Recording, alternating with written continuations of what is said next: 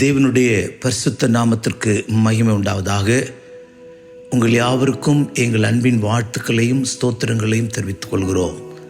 கர்த்தர் நல்லவர். அவருடைய பெரிய கிருபையினாலே இந்த மாதம் 16 தேதிகளை கடந்து 17வது தேதியை காண செய்த தேவனை நன்றியோடு கூட ஸ்தோத்திரிக்கிறேன். அவர் தம்முடைய பெரிய தயவினாலும் பெரிய கிருபையினாலும் உங்களையும் என்னையும் கரம் பிடித்து நடத்தி வழிநடத்தி வந்த எல்லா வழிகளுக்காக கர்த்தருக்கு நன்றியோடு ஸ்தோத்திரிக்கிறேன். பிரியமானவர்களே, தேவன் நல்லவர். அவர் கிருபை என்றும் உள்ளது. அவருடைய மாறாத தயவுக்காக ஒரு விசை கூட நாம் எல்லாரும் கர்த்தரை ஸ்தோத்தரிக்கலாமா? ஸ்தோத்திரம், ஸ்தோத்திரம், ஸ்தோத்திரம், ஸ்தோத்திரம், ஸ்தோத்திரம். Praise the Lord, praise the Lord, praise the Lord, praise the Lord, praise the Lord, praise the Lord. Thank you Jesus. ஸ்தோத்திரம். நாம் இந்த நாட்களிலே உபாகம புஸ்தகம் 33ஆம் அதிகாரம் 12ஆம் வசனத்தை தியானித்து கொண்டிருக்கிறோம். கர்த்தருக்கு ஸ்தோத்திரம். Deuteronomy chapter 33 verse 12. பெஞ்சமினை குறித்து கர்த்தருக்கு பிரியமானவன் அவரோடே சுகமாய் தங்கியிருப்பான். அவனை எந்நாளும் அவர் காப்பாற்றி அவன் எல்லைகளுக்குள்ளே வாசமாயிருப்பார் என்றான். அவன் எல்லைக்குள்ளே வாசமாயிருப்பார் என்றான். பெஞ்சமினுடைய எல்லைகளிலே கர்த்தர் வாசமாயிருக்கிறார் என்று நாம் வாசிக்க கேட்டோம். பிரியமானவர்களே, நம்முடைய எல்லையிலேயும் கர்த்தர் வாசமாயிருக்கணும். கர்த்தர் நம்முடைய எல்லைகளிலே வாசமாயிருந்தால் நமக்கு வருகிற நன்மைகளை, ஆசீர்வாதங்களை நாம் தியானித்து கொண்டே இருக்கிறோம். இயேசுவை ஒரு கூட்ட ஜனங்கள் எல்லைகளுக்குள்ளே வர வேண்டாம் என்று சொன்னார்கள். நீங்களும் நான் அப்படி இராதபடி சிறுவர் ஜனங்களைப் போல எங்களை விட்டு கடந்து போகாதிரும், எங்களோடு தங்கியிரும் என்று சொல்லி கர்த்தரை நாம் வரவேற்கிற, எல்லையில் வாசம் பண்ண வைக்கிற ஜனமாய் நாம் காணப்படுவோம். இந்த வாரம் 147ஆம் சங்கீதத்திலே கர்த்தருக்கு ஸ்தோத்திரம் அதனுடைய 14வது வசனத்தை நாம் தியானிக்கலாம். கர்த்தருடைய நல்ல நாமம் மகிமைப்படுவதாக. Psalms 147 verse 14. இங்கே உன் எல்லைகளை சமாதானம் உள்ளதாக்கி உச்சிதமான கோதுமையினால் உன்னை திருப்தியாக்குவார் என்று எழுதியிருக்கிறது. அவர் உன் எல்லைகளை சமாதானம் உள்ளதாக்கி உச்சிதமான கோதுமையினால் திருப்தியாக்குவார். நம்முடைய எல்லைகளிலே கர்த்தர் ஒரு திருப்தியை தர வேண்டுமானால் கர்த்தர் நம்முடைய எல்லைகளிலே வாசம் பண்ணணும். இந்த தேவன் என்ன செய்கிறார் என்றால், நம்முடைய ஆல் பவுண்டரிஸ், நம்முடைய எல்லா எல்லைகளிலேயும் ஒரு சமாதானம் உள்ள எல்லையாய் மாற்றுகிறார். கர்த்தருக்கு ஸ்தோத்திரம்.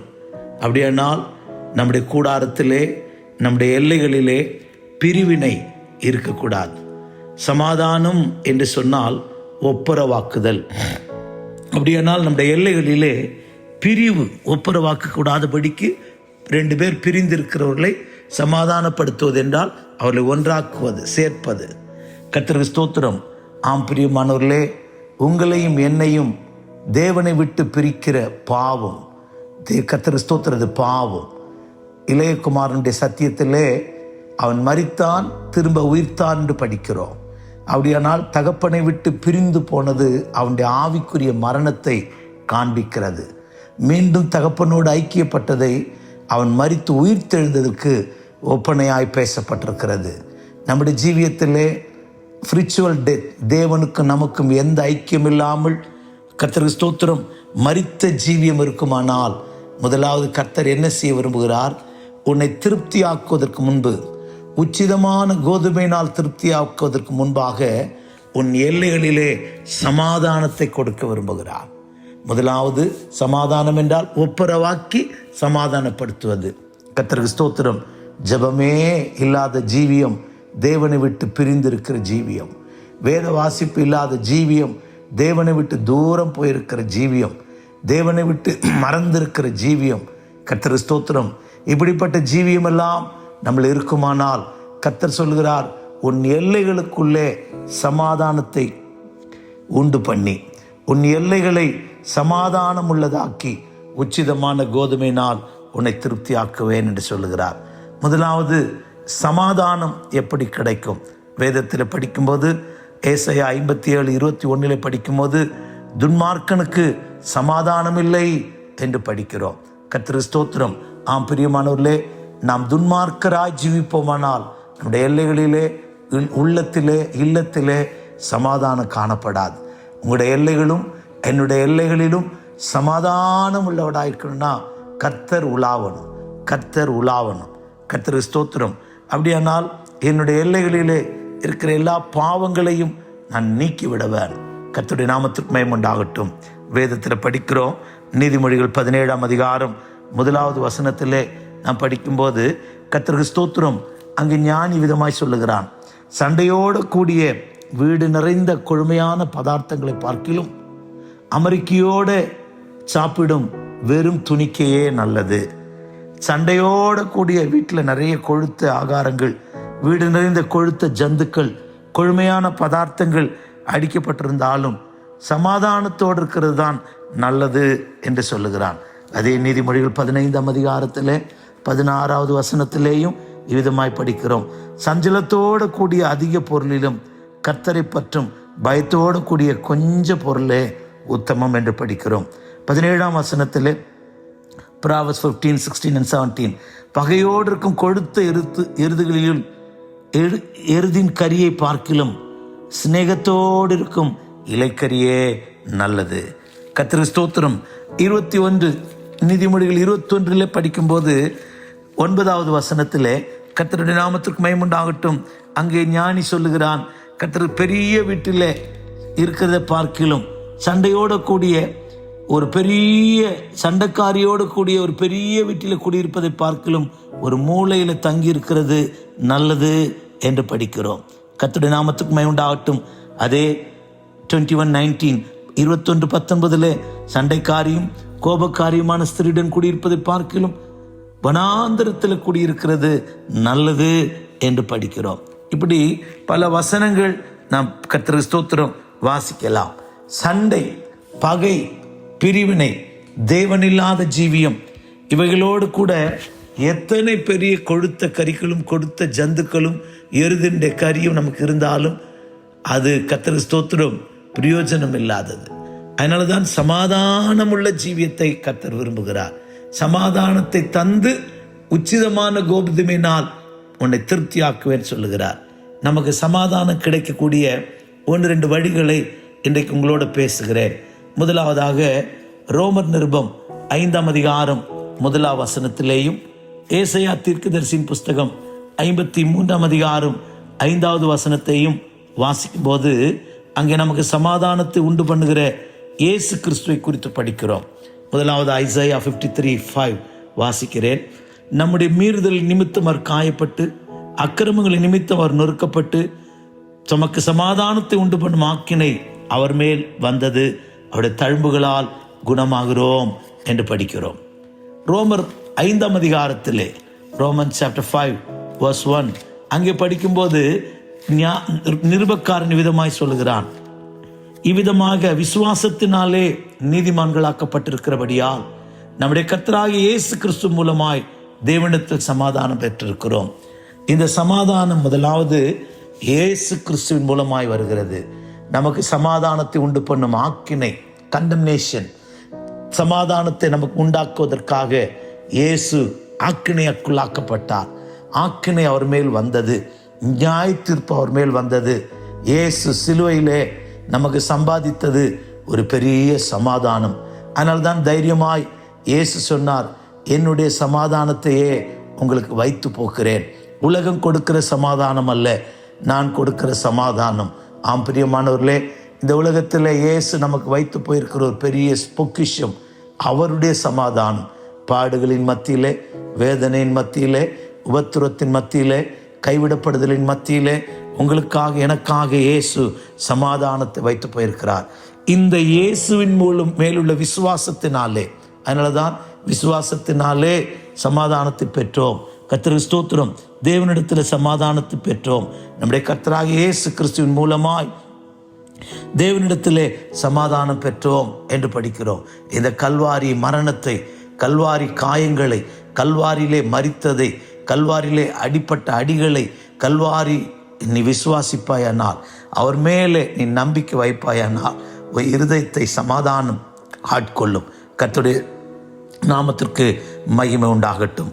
இரண்டாவதாக சமாதானம் பெறுவதற்கான இன்னொரு வழி, கர்த்தருக்கு ஸ்தோத்திரம், ஏசாயா தீர்க்கதரிசி சொல்லும்போது 48ஆம் அதிகாரம், ஐசையா சாப்டர் 48 verse 18 அங்கே வாசிக்கும்போது, கர்த்தருக்கு ஸ்தோத்திரம், என் கற்பனையை கவனித்தாயானால் நலமாயிருக்கும், அப்பொழுது உன் சமாதானம் நதியைப் போலும் உன் நீதி சமுத்திரத்தின் அலைகளைப் போல் இருக்கும். கற்பனையை கவனிக்கிறவனுக்கு, வசனத்தை கவனிக்கிறவனுக்கு சமாதானம் இருக்குமா? இதைதான் 119ஆம் சங்கீதத்திலே Psalms 119 verse 165 அங்கே படிக்கும்போது, வேதத்தை நேசிக்கிறவர்களுக்கோ மிகுந்த சமாதானம் என்று எழுதப்பட்டிருக்கிறது. உங்களுடைய வேதத்தை நேசிக்கிறவர்களுக்கு மிகுந்த சமாதானம் உண்டு, அவர்களுக்கு இடரல் இல்லை. கர்த்தருக்கு ஸ்தோத்திரம். நீங்கள் இடரலற்ற ஜீவியம் செய்ய வேண்டுமானால், சமாதானம் உள்ள ஜீவியம் செய்ய வேண்டுமானால், பீஸ்ஃபுல் லைஃப் உங்களுக்கு உண்டாக வேண்டுமானால், வேதத்தை நேசிக்கணும், வேதத்தை வாசிக்கணும், வேதத்தை தியானிக்கணும். வசனத்தினாலே சமாதானம், வசனத்தினாலே சமாதானமும் ஆறுதலும் நமக்குள்ளே பெருகுமாம். கர்த்தருடைய நாமத்திற்கு மகிமை உண்டாகட்டும். ஆம் பிரியமானவர்களே, உங்களுக்குள்ளே எனக்குள்ளே சமாதானம் வேண்டுமா? முதலாவது இயேசுவை விசுவாசிப்போம், கல்வாரியை விசுவாசிப்போம். கல்வாரியிலே இயேசு நமக்காக சம்பாதித்து வைத்திருக்கிற அந்த சத்தியத்தை, அந்த சமாதானத்தை நம்புவோம், நமக்கு சமாதானம் வரும். இரண்டாவது, நமக்கு பொக்கிஷமாய் கொடுத்திருக்கிற வேதத்தை, நான் அவர்களுக்கு என் வேதத்தின் மகத்துவத்தை எழுதி கொடுத்தேன், அந்நிய காரியமாய் எண்ணினார்களாம். நீங்கள் நானும் அந்நிய காரியமாய் எண்ணாதபடிக்கு இந்த சமாதானம் பெருக இரண்டாவதாக வேதத்தை நேசிப்போம். மூன்றாவதாக, சமாதானம் உன் எல்லைகளுக்குள்ளே, உன் உள்ளத்திலே, இல்லத்திலே, எல்லைகளிலே வாசமாக இருக்க வேண்டுமானால், ஏசாயா தீர்க்கதரிசியின் புஸ்தகம் 26ஆம் அதிகாரம் 3வது வசனத்தை இவ்விதமாய் சொல்லுகிறது. ஐசையா 26:3, உம்மை உறுதியாய் பற்றி கொண்ட மனதை உடையவன் உம்மையே நம்பியிருக்கிறபடியால் நீர் அவனை பூரண சமாதானத்துடன் காத்து கொள்வீர். உங்களிலும் என்னிலும் பூரண சமாதானம், பெர்ஃபெக்ட் பீஸ் உண்டாக வேண்டுமானால், கர்த்தருக்கு ஸ்தோத்திரம், கர்த்தரை, தேவனை உறுதியாய் பற்றி கொள்ள வேண்டும். கர்த்தருக்கு ஸ்தோத்திரம், உறுதியான விசுவாசம், உறுதியான நம்பிக்கை, தேவன் மேல் இருக்கிற அந்த கர்த்தருக்கு ஸ்தோத்திரம், ஸ்ட்ராங் ஃபெய்த், ஸ்ட்ராங் ஹோல்ட் உங்களுக்குள்ளே எனக்குள்ளே ஒரு பெரிய சமாதானத்தை கொண்டு வரும். உம்மை உறுதியாய் பற்றி இருக்கிற மனுஷன் உம்மையே நம்பி இருக்கிறபடியால் பூரண சமாதானத்தில் நடத்துவீர். இதைதான் ரோமர் நிருபம் கர்த்தருக்கு ஸ்தோத்திரம் 15ஆம் அதிகாரம் 13வது வசனத்திலே நாம் படிக்கும்போது, ரோமன்ஸ் 15:13, பரிசுத்த ஆவியின் பலத்தினாலே உங்களுக்கு நம்பிக்கை பெருகும்படிக்கு நம்பிக்கையின் தேவன் விசுவாசத்தினால் உண்டாகும் எல்லா சந்தோஷத்தினாலும் சமாதானத்தினாலும் உங்களை நிரப்புவாராக. கர்த்தருக்கு ஸ்தோத்திரம். நம்பிக்கையின் தேவன் அப்படின்னு ஒரு பெயர் கொடுக்கிறார். நம்பிக்கையினை பெருகும்படி நம்பிக்கையின் தேவன் விசுவாசத்தினால் உண்டாகுகிற சகல சந்தோஷத்திலும் சகல சமாதானத்திலும் நிரப்புவாராம். இந்த தேவனை விசுவாசத்தோடு, உறுதியான விசுவாசத்தோடு, அசைக்க முடியாத விசுவாசத்தோடு, உம்மை உறுதியாய் பற்றி கொண்ட மனதை உடையவன், யோபை போல, ரூத்தை போல, கர்த்தருக்கு ஸ்தோத்திரம், அப்போஸ்தலனாகிய பவுலை போல நாம் அவரை பற்றி கொள்வோமானால், கர்த்தருக்கு ஸ்தோத்திரம், உங்களுக்குள்ளே எனக்குள்ளே ஒரு பூரண சமாதானம், பெர்ஃபெக்ட் பீஸ் நமக்குள்ளே உருவாகும். நீங்கள் நானும் சமாதானத்தை, உன் எல்லைகளை சமாதானம் உள்ளதாக்கி உச்சிதமான கோதுமையினால் நிரப்புவார். சமாதானம் இல்லாத, நாம் மேலே நீதிமொழிகளை படித்தது போல 17:1, 15:17, 21:9 படித்தது போல, கர்த்தருக்கு ஸ்தோத்திரம், சமாதானம் இல்லாமல் எத்தனை ஐஸ்வர்யங்கள், பொக்கிஷங்கள், பெரிய கொளுத்த விருந்து இதெல்லாம் நம்முடைய கூடாரத்தில் இருந்தாலும் சமாதானம் இல்லாமல் புசிக்கிறதுனால மேன்மையே இல்லை. பெரிய வீடு இருக்கலாம், சண்டையும் சஞ்சலமும் இருந்தால் அங்கே என்ன பிரயோஜனம்? அதனால தான் கர்த்தர் ஞானம் உள்ள தேவன் உன்னை தம்மிடத்தில் சமாதானப்படுத்தி, தம்மிடத்தில் ஐக்கியப்படுத்தி, தன்னோடு கூட ஒப்புரவாக்கி, கர்த்தருக்கு ஸ்தோத்திரம், தன்னோடு சேர்த்து கொண்டு உனக்கு சமாதானத்தை கட்டளையிட்டு உன் எல்லைகளிலே கர்த்தருக்கு ஸ்தோத்திரம் உச்சிதமான கோதுமையை உனக்கு கொடுக்க கர்த்தருக்கு ஸ்தோத்திரம் ஒரு ஆசையா இருக்கிறார். உனக்கு சமாதானம் வேண்டுமா? இயேசுவின் மேலுள்ள விசுவாசத்தினாலே வருகிற சமாதானத்தை பெற்றுக்கொள். வசனத்தை நேசித்து அதை கை கொள்கிறதுனால வருகிற சமாதானத்தை பெற்றுக்கொள்.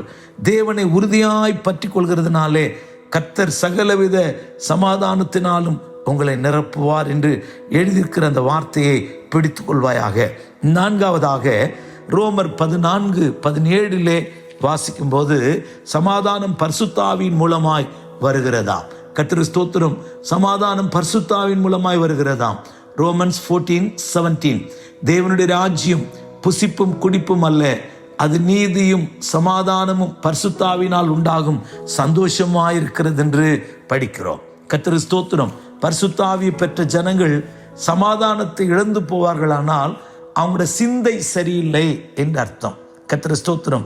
நாம் பரிசுத்த ஆவி பெற்றுக்கொள்ளும் போது பரிசுத்த ஆவியிலே தேவன் நம்முடைய இருதயத்திலே கர்த்தருக்கு ஸ்தோத்திரம் தேவ சமாதானத்தை ஊற்றுகிறார்.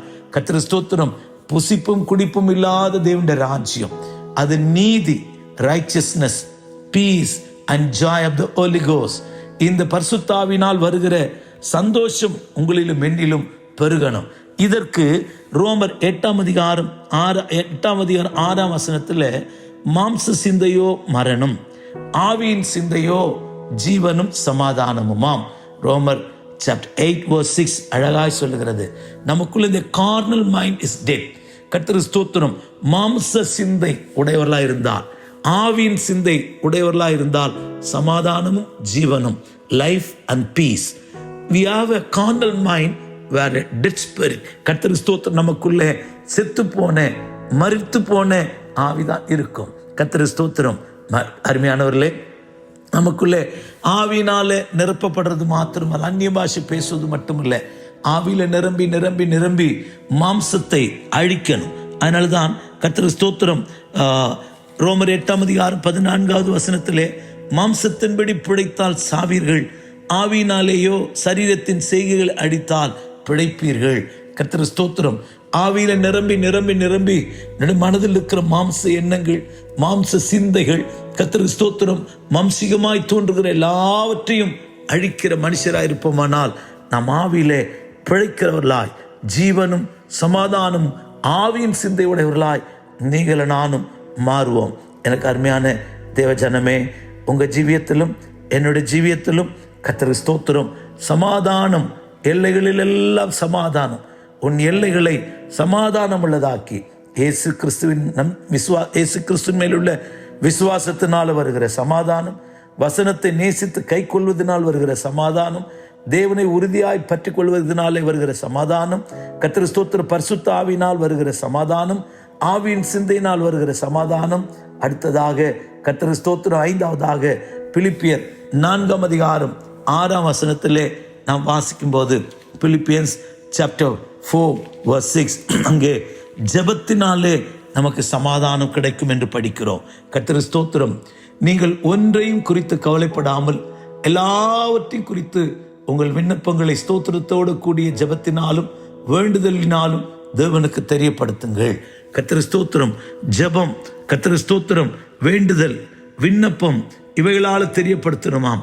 7 சொல்லுகிறது, அப்பொழுது எல்லா புத்திக்கு மேலான தேவ சமாதானம் உங்கள் இருதயங்களையும் உங்கள் சிந்தையையும் கிறிஸ்து இயேசுக்குள்ளாக காத்துக்கொள்ளும். அப்படியானால் இருதயத்தில் சமாதானம் பெருக, மனதிலே சமாதானம் பெருக, நம்முடைய வீட்டில் சமாதானம் பெருக ஜெபம், ஜெபம், prayer, request, pricing and thanks giving இதெல்லாம் நமக்கு வேணும். பிரியமானவர்களே, அருமையானவர்களே, ஒரு ஜெபாவினால நீங்களும் நானும் சமாதானத்தை பெற்றுக்கொள்வோம். கர்த்தருக்கு ஸ்தோத்திரம். ஜெபம் இல்லாத வீடு கூரை இல்லாத வீடு. கர்த்தருக்கு ஸ்தோத்திரம். சிலர் வசதி வந்தால் ஜெபிக்கிறதில்லை, சிலர் அசதி வந்தால் ஜெபிக்கிறதில்லை. கர்த்தருக்கு ஸ்தோத்திரம். நாம் அசதினாலும் வசதி வந்தாலும் ஜெபிக்காத மனுஷராக இருக்கக்கூடாது, ஜெபிக்கிற மனுஷராக இருக்கணும். கர்த்தருக்கு ஸ்தோத்திரம். எத்தனை வசதிகள் வந்தாலும் வசதியை தருகிற தெய்வத்தை விட்டுவிட வேண்டாம். எத்தனை சோர்வு அசதிகள் வந்தாலும் பலப்படுத்துகிற தெய்வத்தை மறந்துவிட வேண்டாம். ஆம் பிரியமானவர்களே, இவ்விதமாய் நம்முடைய எல்லைகளிலெல்லாம் மனதிலே சமாதானம், இருதயத்தில் சமாதானம், சரீரத்தில் சமாதானத்தோடு நாம் தங்கியிருக்க பழகணும். கர்த்தருடைய நாமத்திற்கு மகிமை உண்டாகட்டும். அதோடு மாத்திரமல்ல, ரோமர் நிருபத்திலே ஆறாவதாக ஒரு காரியம் சொல்லப்பட்டிருக்கிறது. ரோமர் நிருபத்தில் படிக்கும்போது 2ஆம் அதிகாரம் 10ஆம் வசனத்திலே, ரோமர் chapter 2 verse 10, அங்கே படிக்கும்போது, முன்பு யூதரிலும் பின்பு கிரேக்கரிலும் எவன் நன்மை செய்கிறானோ அவனுக்கு மகிமையும் கனமும் சமாதானம் உண்டாகும். நன்மை செய்கிறவன் எவனோ, நன்மை செய்கிறவனுக்கோ கர்த்தருக்கு ஸ்தோத்திரம், எவன் நன்மை செய்கிறானோ அவனுக்கு மகிமை வரும், கனம் வரும், சமாதானம் உண்டாகும். எவ்வளவு நல்ல வார்த்தை. ஆம் பிரியமானவர்களே, நன்மை செய்ய திராணி இருந்தால், நன்மை செய்த தகுந்தவர்களுக்கு செய்யாமல் இருக்கக்கூடாதான். கர்த்தருக்கு ஸ்தோத்திரம். நமக்கு திராணி இருக்கும்போது தகுதியானவர்களுக்கு நாம் நன்மையை செய்கிற மனுஷராய் மாற வேண்டும். கர்த்தருடைய நாமத்திற்கு மகிமை உண்டாகட்டும். நன்மை செய்ய அறிந்திருந்தும், ஒருவன் நன்மை செய்ய அறிந்திருந்தும் அதை செய்யாமற் போனால் அது அவனுக்கு பாவமாயிருக்கும். கர்த்தருக்கு ஸ்தோத்திரம். யாக்கோபு 4ஆம் அதிகாரம் 17வது வசனத்திலே அவிதமாய் படிக்கிறோம். கர்த்தருக்கு ஸ்தோத்திரம். நீதிமொழிகளின் புஸ்தகம் கூட அப்படி சொல்லுகிறது. ஆம் பிரியமானவர்களே, உனக்கு நன்மை செய்ய திராணி இல்லாத போது அல்ல, திராணி இருக்கும்போது நீ அதை செய்ய தகுந்தவர்களுக்கு செய்யாமல் இராதே. கர்த்தருடைய நாமத்திற்கு மகிமை உண்டாகட்டும். யாருக்கெல்லாம் நமக்கு நன்மை செய்ய முடியுமோ கர்த்தருக்கு ஸ்தோத்திரம், நன்மை செய்யும்படி உனக்கு திராணி இருக்கும்போது அதை செய்ய தகுந்தவர்களுக்கு செய்யாமல் இராதே. கர்த்தருக்கு ஸ்தோத்திரம். 3:27 நீதிமொழிகளில் படிக்கிறோம். நன்மை செய்கிறவனுக்கு சமாதானம் பெருகும். கர்த்தர் நன்மை செய்வதிலே சோர்ந்து போகாதீர்கள், நன்மை செய்ய பழகுங்கள். இதெல்லாம் வசனம் சொல்லப்பட்டிருக்கு. விசுவாச குடும்பத்தாருக்கு நன்மை செய்வோம். கர்த்தருக்கு ஸ்தோத்திரம். கர்த்தருடைய நன்மையை பகிர்ந்து கொடுப்போம். அப்படியெல்லாம் வசனம் நமக்கு இருக்கும்போது நன்மை செய்ய பழகுவோம், நன்மை செய்ய கரத்தை நீட்டுவோம். நம்முடைய குடும்பத்திலே, எல்லைகளிலே, மனதிலே, இருதயத்திலே தேவன் சமாதானத்தை பெருக பண்ணுவார். அதோடு மாத்திரமல்ல, எபிரேயர் நிருபம் 12ஆம் அதிகாரம் 14ஆம் வசனம், Hebrews chapter 12 verse 14, அங்கே படிக்கும்போது கர்த்தருக்கு ஸ்தோத்திரம், வருகையின் மேல் நம்பிக்கையா இருக்கிறவர்கள் சமாதானத்தை காத்துக் கொள்வார்களாம். கர்த்தருடைய நாமத்துக்கு மகிமை உண்டாகட்டும். யாவரோடும் சமாதானமாய் இருக்கவும் பரிசுத்தம் உள்ளவர்களாய் இருக்கவும் நாடுங்கள். பரிசுத்தம் இல்லாமல் ஒருவனும் கர்த்தரை தரிசிப்பதில்லையே. கர்த்தருக்கு ஸ்தோத்திரம். யாவரோடும் சமாதானமாய் இருக்கவும் பரிசுத்தம் உள்ளவர்களாய் இருக்கவும் நாடணுமா. பரிசுத்தம் இல்லாதவன் தேவனை தரிசிக்க முடியாது. இதையேதான் பேதுரு நிருபக்காரனும் 2 பேதுரு 3ஆம் அதிகாரம் 14ஆம் வசனத்திலே, மேலும் கர்த்தரின் நீடிய பொறுமை ரட்சிப்பு என்று எண்ணுங்கள். 14 verse 14, 2 Peter chapter 3 verse 14. ஆகையால் பிரியமானவர்களே, இவைகள் வர காத்திருக்கிற நீங்கள் கரையற்றவர்களும் பிழையற்றவர்களுமாய் சமாதானத்தோடு அவர் சந்நிதியில் காணப்படும்படி ஜாக்கிரதை ஆயிருங்கள். சமாதானம் இல்லாமல் தேவனை தரிசிக்க முடியாது. ஆனபடினாலே முதலாவது கர்த்தர் உன் எல்லைகளை சமாதானமுள்ள எல்லைகளாய் மாற்றி, சண்டை, பகை, விரோதம், குரோதம், பிரிவினை இதெல்லாவற்றை கர்த்தர் நீக்கி உங்களை என்னை சமாதானத்தை கட்டளையிட்டு, இல்லத்திலே சமாதானம், உள்ளத்திலே சமாதானம், உன் எல்லைகளிலே சமாதானத்தை கட்டளையிட்டு, அதாவது ஒப்புரவாக்கி, அதன் பின்பு உன்னை உச்சிதமான நன்மைகளால் உன்னை நிரப்புவாராம். இந்த சமாதானத்தை பெற்றுக்கொள்வோம். இயேசுவால் வருகிற சமாதானம், வசனத்தை நேசிப்பதால் கை கொள்வதால் சமாதானம், பரிசுத்த ஆவியினால் வருகிற சமாதானம், தேவனை உறுதியாய் பற்றி கொள்வதனால் வருகிற சமாதானம், ஜெப ஜீவியத்தால் வருகிற, நன்மை செய்வதால் வருகிற, கர்த்தருக்கு ஸ்தோத்திரம், தேவனுடைய வருகைக்காய் ஆயத்தப்படுகிற இப்படிப்பட்ட விஷயத்தில் சமாதானத்தை தேவன் தருகிறார். சமாதானத்தை காத்துக்கொள்வோம். ஆண்டவர் உங்களுடைய எல்லைகளிலே வாசம் பண்ணுகிற கர்த்தர் உங்களுடைய எல்லைகளில் உலாவி உங்கள் எல்லைகளில் வாசம் பண்ணுவார். சமாதானத்தால் நிரப்புவாராக. உச்சிதமான நன்மைகளால் உங்களை என்ன நிரப்பி ஆசீர்வதிப்பாராக. God bless you. ஜெபிப்போமா, ஒப்பு கொடுப்போமா. கர்த்தருக்கு ஸ்தோத்திரம். ஆண்டவரே, உமக்கு ஸ்தோத்திரம். எங்களை தாழ்த்துகிறோம், வெறுமையாக்குறோம். நம்முடைய இரக்கமுள்ள கருத்தில் எங்களை வெறுமையாக்கி தருகிறோம். கர்த்தர் எங்களுடைய எல்லைகளிலே சமாதானம் உள்ளவர்களாக்கி உச்சிதமான கோதுமையினால் நிரப்புகிறீர். எங்களுடைய எல்லையிலே உலாவுகிற கர்த்தர், எங்களுடைய எல்லையிலே சமாதானத்தை தருகிற கர்த்தர், எங்களுடைய எல்லை விட்டு போகாதிருக்க வேண்டும் என்று கெஞ்சுகிறோம். நாங்கள் சமாதானத்தை பெற்றுக்கொள்ள வேண்டிய வழிகளை சொல்லிக் கொடுத்திருக்கிறீர். அதன்படி கேட்டு அதன்படி நடந்து சமாதானத்தை நாங்கள் பெற்றுக்கொள்ள அனுக்கிரகத்தையும் ஆசீர்வதியும் கிருபை உண்டாக நினைந்தருளும். இயேசு நாமத்தில் பிதாவே. ஆமென், ஆமென். God bless you. Praise the Lord. கர்த்தர் உங்களை ஆசீர்வதிப்பாராக.